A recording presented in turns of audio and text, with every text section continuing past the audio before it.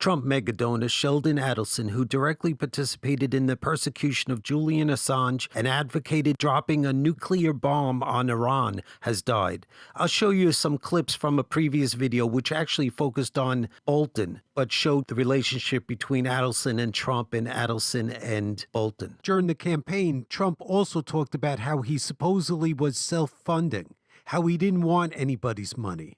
And Trump also said that when Sheldon Adelson gives money to a politician, Sheldon Adelson has total control over that politician.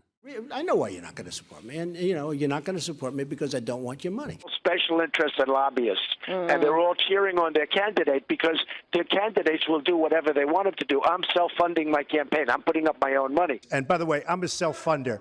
Donald Trump's view on how Sheldon Adelson's giving works back in 2016 about the candidate you work for, Marco Rubio. Take a listen. I like Sheldon a lot. He's been a person that I've known over the years. We have a very good relationship. And I'm self-funding. I don't want anybody's money. But if Sheldon gives to him, he'll have total control over Rubio.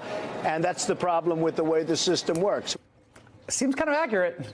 Casino mogul Sheldon Adelson. He's worth an estimated $30 billion. One of the biggest donors to Trump's presidential campaign. Not only did his company notch a first quarter windfall of $670 million as a result of the massive Republican tax cut, he also scored big in his foreign policy interests. Trump scuttled the Iran deal as he hoped that he would and is going to move the U.S. Embassy to Jerusalem, also a big Adelson priority. On behalf of the 45th President of the United States of America, we welcome you officially and for the first time to the Embassy of the United States here in Jerusalem. Does it convince you now that he's seen something significant to change his mind? What Trump has seen is a significant amount of Sheldon Adelson's money. And what Trump has done is put John Bolton in one of the most powerful positions because Sheldon Adelson wants John Bolton to threaten Iran. Trump and the GOP's biggest donor may now have installed their man.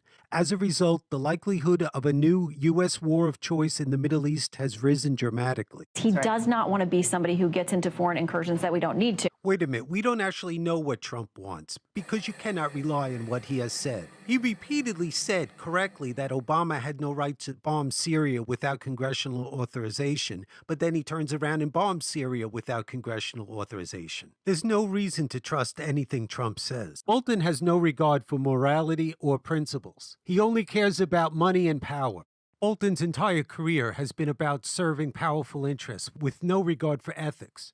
An example of how underhanded Bolton is that he would go behind the backs of American officials and work against official U.S. policy in order to serve the interests of Israel. This is according to Danny Gillerman, the former Israeli ambassador to the UN. Look, many times he would call me or ask me to come and meet him, and for all intents and purposes would direct fire on his own forces in order to advance the interest of Israel, in contradiction to American policy. At the very moment that Powell was saying administration policy was not to attack Iran, Bolton was working with the Israelis to lay the groundwork for just such a war. And he angered State Department officials because he would be violating State Department protocol to have private meetings in Israel. To put it bluntly, Bolton cannot be trusted to serve the interests of the United States. Is an example where Bolton was visiting with Republican megadonor Sheldon Adelson. The most threatening line in Trump's UN speech came directly from Bolton. Bolton's been carrying out Adelson's agenda. For those that thought that Trump would keep Bolton in check, look at this. Trump reportedly seeks Adelson's advice amid differences with Bolton. And I'd like to now ask the military aide to come forward and read the citations for each recipient of the Presidential Medal of Freedom. Miriam Adelson. Keep in mind Sheldon Adelson's priorities.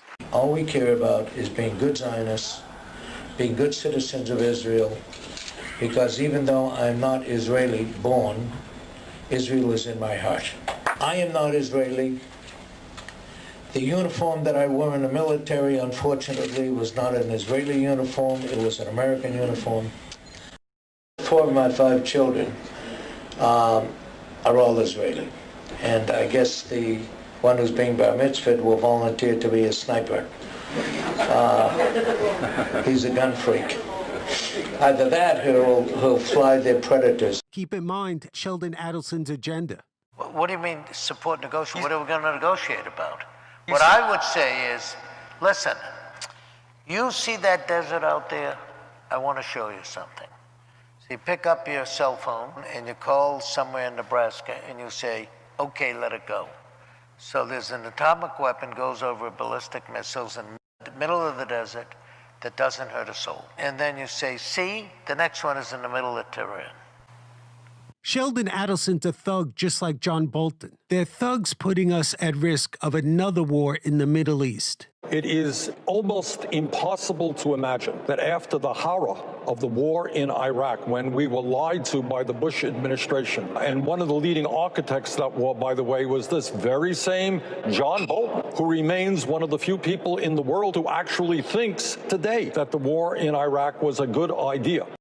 The newspaper owned by one of President Trump's and the Republican Party's biggest financial backers posting an editorial today signaling that President Trump should move on and accept that he did not win the election. Casino magnate Sheldon Adelson's Las Vegas Review-Journal editorial page writes, quote, the president does a disservice to his more rabid supporters by insisting that he would have won the November 3rd election absent voter fraud.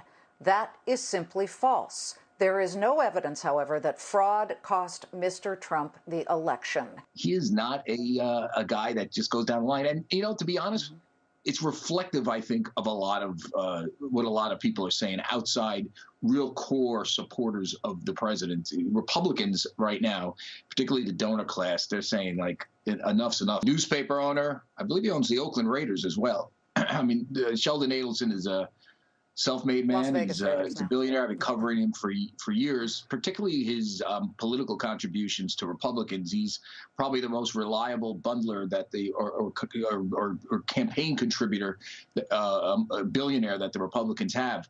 Here we are on this merry-go-round about you have people under your supervision, but they're not under your control, under circumstances that would require very close scrutiny and supervision. This is an issue of major U.S. policy. No, the preparation of a fact sheet, Congressman, is not a major issue of U.S. policy. This was a staff-level function done. When we're making a decision whether or not to go to war because a foreign country, because Iraq is trying to acquire nuclear weapons, that is a major issue. That is a major issue. Mr. Van Hollen, this was not a policy issue of any significance. It was the preparation of a fact sheet to hand to the press about the Iraqi declaration of their weapons. They were trying to persuade the Congress to approve the War Powers Act. That's what this is about. I first met John Bolton 25 years ago. We were on opposite sides of a public debate on the question of the nature of the United Nations. There is no United Nations. There is an international community that occasionally can be led by the only real power left in the world, and that's the United States, when it suits our interest and when we can get others to go along. The United States makes the UN work when it wants it to work. And that is exactly the way it should be, because the only question for the United States is what's in our national interest. His role has not been that of somebody who just was a pundit who wrote editorials supporting the war in Iraq, for instance. He was actually helping to have it happen. And one of the things that was the responsibility of John Bolton was to orchestrate the ouster of Jose Bustani. This is when Iraq was talking about wanting to join the Chemical Weapons Treaty. To do that, he would have had to submit the whole country to massively intrusive inspections. That was not in Washington's interest, because it would have proved that there were, in fact, no weapons of mass destruction. So the work went on, led by John Bolton, to get him out. I got a phone call from John Bolton from Washington to tell me that I should resign from the organization, and I asked him why. He said, your management style is not agreeable to Washington. I said, no way. So he came to The Hague, and he came to my office, and he said, you have to resign, and I give you 24 hours. And I said, no way, I don't have any reason to do that. I was elected by all the member states of the organization. It's only you, the United States, that are challenging my management style. And he said, we have already discussed with your government that you should resign. I said, I don't know of any agreement with my government. And then he said, okay, so there will be retaliations. Prepare to accept the consequences. We know where your kids are. And that moment, two of my kids were in New York. They studied in the United States. One of them is American, for that matter, was born in New York. He's a Brazilian American. And I had another daughter in London. And I said, I prepared. My family is aware of what's going on, so it's prepared to face the consequences. So go ahead. And he was a little bit shocked with that, and he left. He's not a man you can have a dialogue with. When he refused to step down, Bolton orchestrated a move to vote him out. It had never happened before. He was voted out and replaced by someone who would respond to the U.S. need to keep the inspectors out of Iraq. So he played a very key role in setting the stage very directly for the Iraq War.